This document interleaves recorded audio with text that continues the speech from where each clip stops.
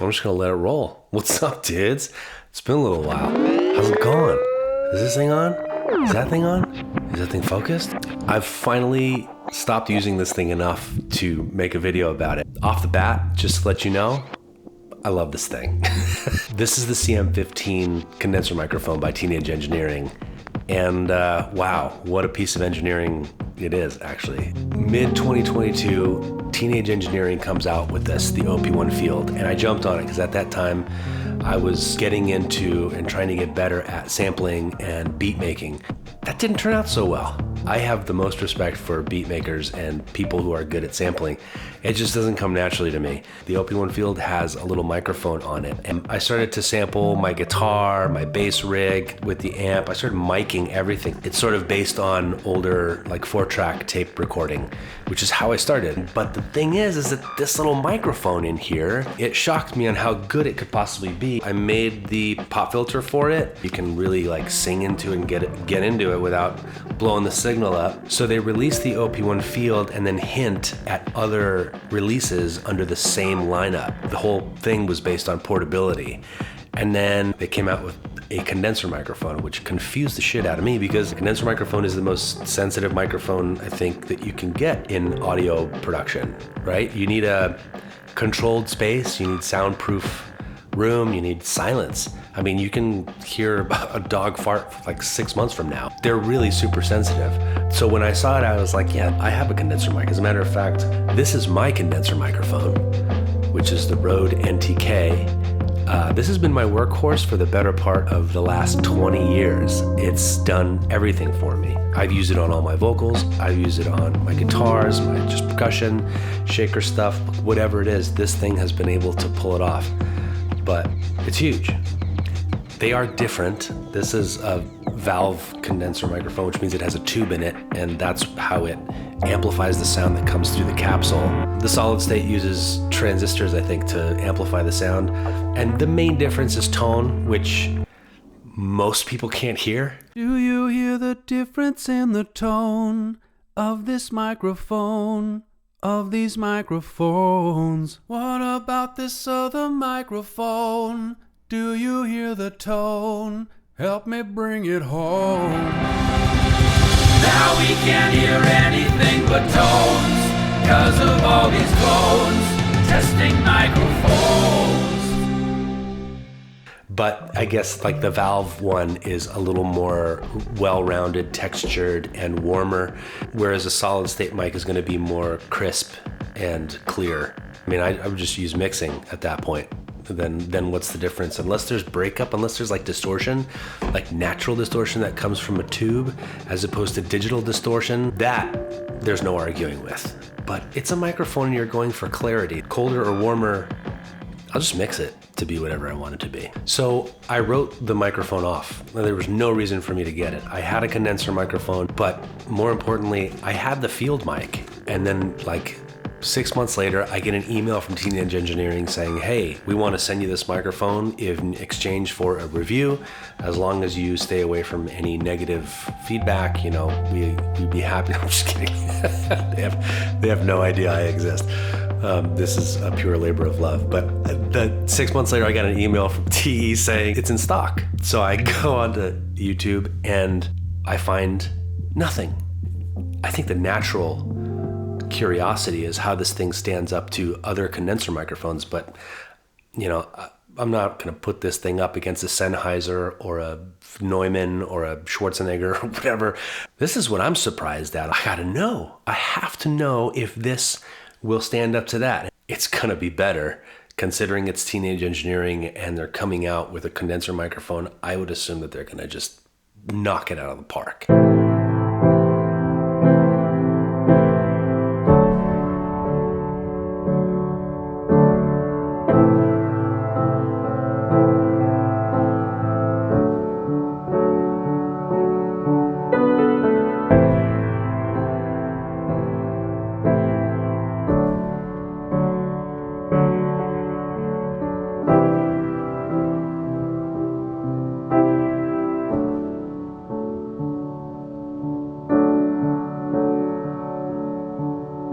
This thing has a 1-inch capsule, which is the same as the Rode NTK. And I don't know if I can get the light. There it is. That is a 1-inch capsule inside of that microphone. That's what captures the vibrations coming out of the guitar or from whatever you're recording. And the tube amplifies that, and that goes into your ears. Well, this tiny, tiny little thing has a 1-inch capsule just like this thing does. And it's like half the size. Oh, and also, you know what else I don't need with the CM-15? Check this out.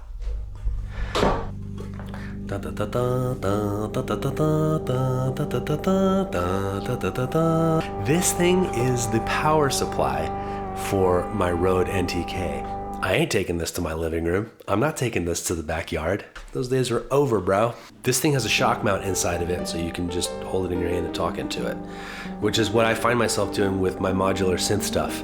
I just talk or sing into it, but I usually just hold it into my hand and it's fine. It works out. I don't know if you've seen the last hallucinations video that I put up, but you can see I'm actually holding it in my hand, singing into it, and processing it through my modular effects rack that I built. It works nice, dude. There are 3 settings on this little pad switch back here that changes the input gain. So you can have it as a more sensitive input gain if you're up closer and more intimate and stuff. There's a quieter one if you need to scream into it like a crazy person.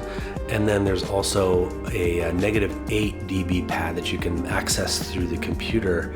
If you're recording drums or something, you're banging on something really loud, it won't just blow the signal out. It'll actually be able to handle it. This is funny, I'm just gonna throw this on really quick, but sometimes I'll use this if I'm singing something, which is pretty cute. Pop, pop, pop, pop, pop, pop. At the right time of day, the perfect temperature, the perfect breeze, I can go out into the backyard, have a seat, grab my guitar, and just bask in the glow. And before I know it, I get tapped by a cosmic thread from the cosmos.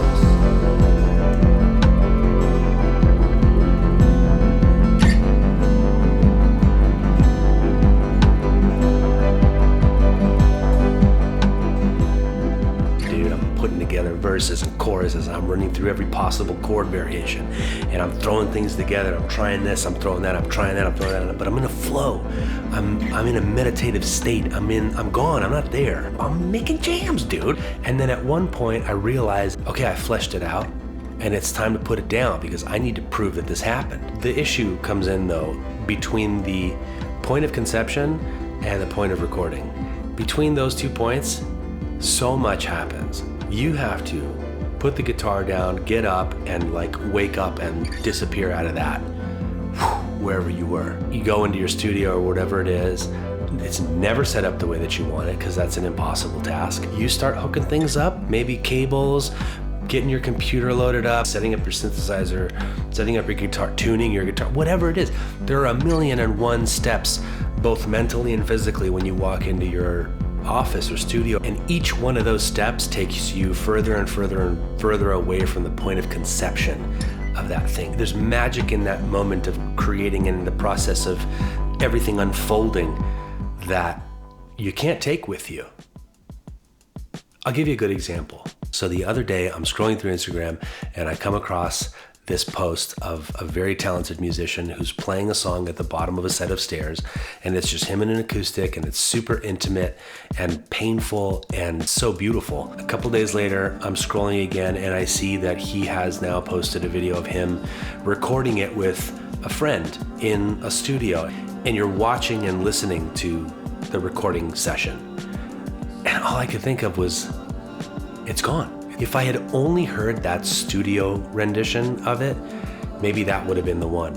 But that's not how it happened. I heard the one on the staircase first. I can imagine there being this force of energy living at the bottom of those stairs, and he just so happened to sit in it with a guitar in his hand and translated that thing into our realm, or whatever this is. As soon as you get up from that and try to take it into a studio to record it, it's just gonna be something different. And there's never anything quite like the source. Don't listen to me. I'm actually using these Bose noise canceling headphones now to listen to, play through, and mix my OP1 stuff, which I'm sure all of the audio engineers right now are going and getting their crosses in holy water and antibacterial wipes to wipe down their computers with after hearing that. But I'm just trying to make some jams, dude. Thank you for watching. Please subscribe if you're into this stuff. And if you liked it, give it a thumbs up. I love the comments. I love the conversations. You know what? If Teenage Engineering, if you guys are actually listening to this, or that handsome Italian boy that designed this thing, man, you've changed one life at least, for sure. Absolutely, no question. Grazie, mamma mia. Later, dudes.